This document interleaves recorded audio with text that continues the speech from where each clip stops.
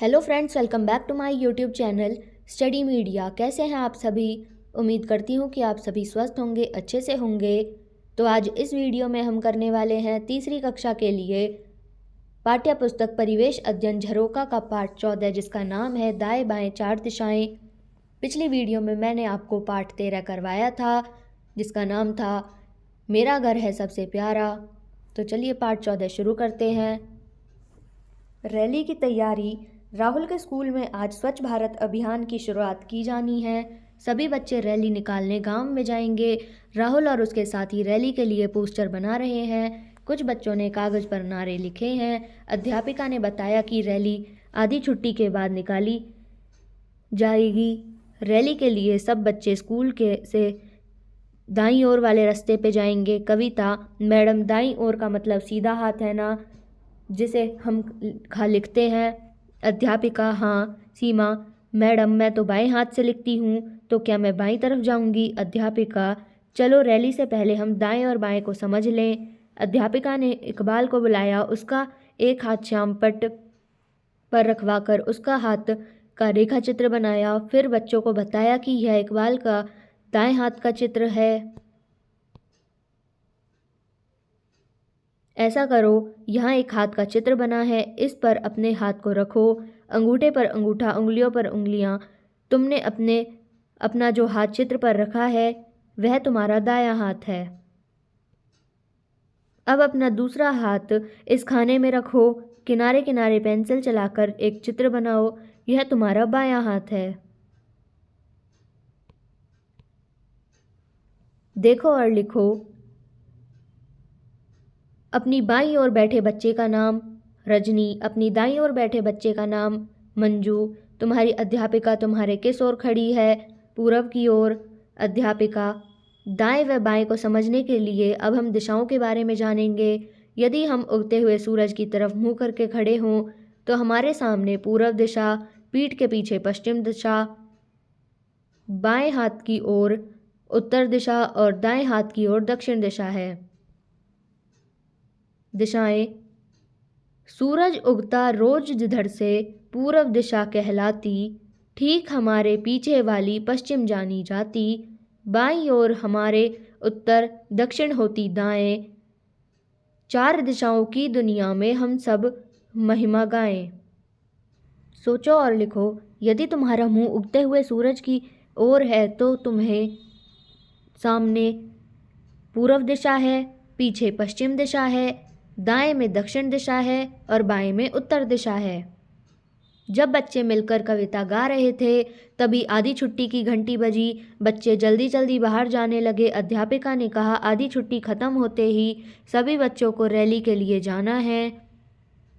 Rally के दौरान रास्ते में आने वाली सभी जगहों जैसे कुआं, अस्पताल, दुकानें, पार्क आदि पर भी ध्यान देना है। कहाँ कहाँ आया यह भी ध्यान रखना है। रैली निकालते हुए बच्चे जोर जोर से नारे लगाने लगे।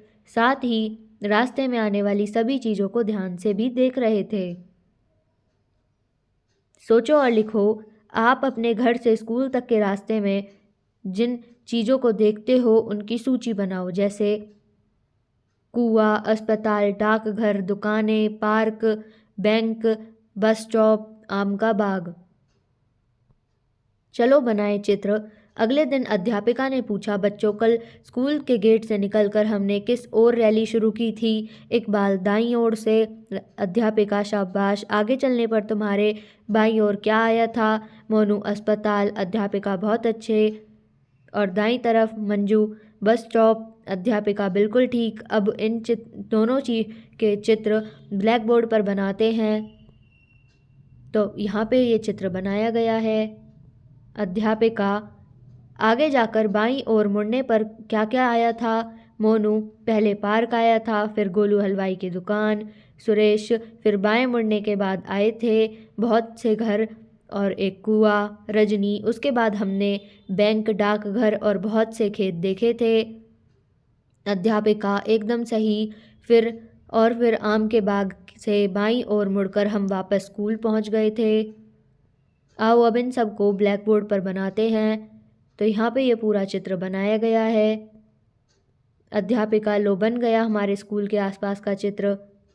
देखो और लिखो। ऊपर दिए गए चित्रों में दर्शाए गए स्थानों की सूची बनाओ, जैसे कुआं, खेत, आम का बाग, स्कूल, बस स्टॉप, पार्क, घर, दुकानें, बैंक, डाकघर। कैसे पहचाने जगहों को? अगर इन सभी स्थानों को चिन्हों के द्वारा दिखाएं तो ऐसे चित्र को रेखा चित्र का नक्शा कहते हैं। आओ अब पहले बनाए चित्र का नक्शा बनाते हैं। पहले चित्र में दिखाए गए सभी स्थानों के चिन्ह का एक तालिका में बनाए गए हैं, जैसे दुकान का चिन्ह, बैंक, स्कूल, पार्क, घर, खेत, आम का बाग, अस्पताल, बस स्टॉप, डाकघर, कुआं। इन सब का चिन्ह आपको दिखाए गए हैं। अब इनमें से कुछ स्थानों को उनके चिन्हों के द्वारा नीचे बने रेखा चित्र नक्शे में दर्शाया गया है। शेष स्थानों को भी इनके चिन्हों द्वारा दर्शाओ और इसे रेखा चित्र पर पूरा करो। आओ ये भी करें। दिशाएं पहचानो और लिखो। चित्र में दिए गए दिशा के संकेत के अनुसार रेलगाड़ी किस दिशा में जा रही है? इसका उत्तर है रेलगाड़ी पश्चिम दिशा में जा रही है।